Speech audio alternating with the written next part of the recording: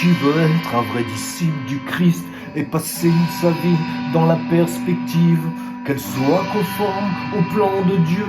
Mon Dieu, ce n'est pas une mince affaire, car le pire ennemi sur ce chemin, ce ne sont pas les autres, mais soi-même. Je veux parler de l'amour qu'on se porte, réalité commune à tous les hommes. Oui, l'amour propre, il est en nous, il fait partie de notre nature humaine. L'esprit de l'homme en fait grand cas, mais dans l'esprit de Dieu, c'est notre pire ennemi. Car l'amour propre a une voix puissante, il est affamé de ce qui plaît aux hommes. La reconnaissance, le pouvoir, l'argent, le pire de ses fruits est l'orgueil. Le plus dur, mes frères, c'est de renoncer à ses affections, celles qui semblent petites vues de l'extérieur, mais qui à nos yeux ont tant d'importance. C'est le prix qu'on y attache qui fait leur valeur aux yeux du Christ. Si tu parviens à y renoncer, tu seras alors un vrai disciple. Ne crois pas alors que ta vie deviendra morne, car le vide que tes affections auront laissé sera comblé par le Christ et son amour. C'est juste une histoire de confiance. Serais-je heureux si je lui donne tout? Privé de mes petites satisfactions, vais-je trouver un nouveau souffle?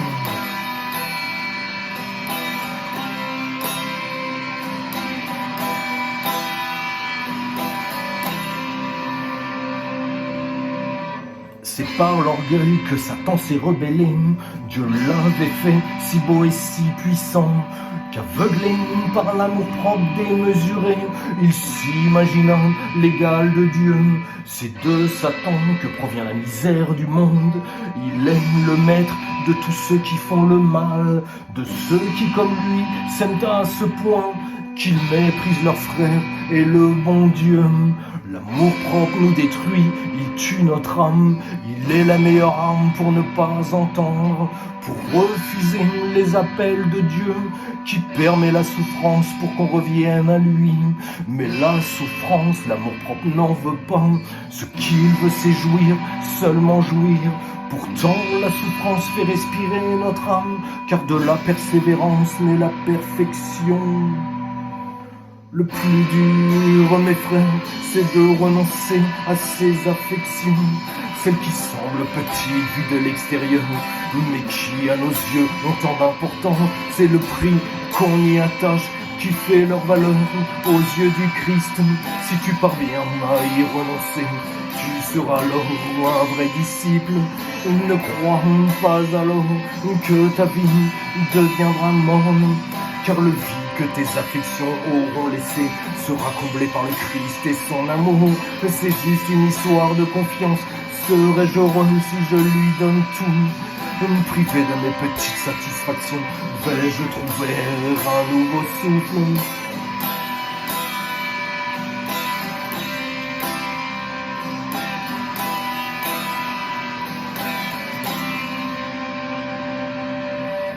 Qui veut être un vrai disciple du Christ, il faut tuer son amour propre pour ne plus laisser cet aiguillon affamé être au contrôle de notre vie.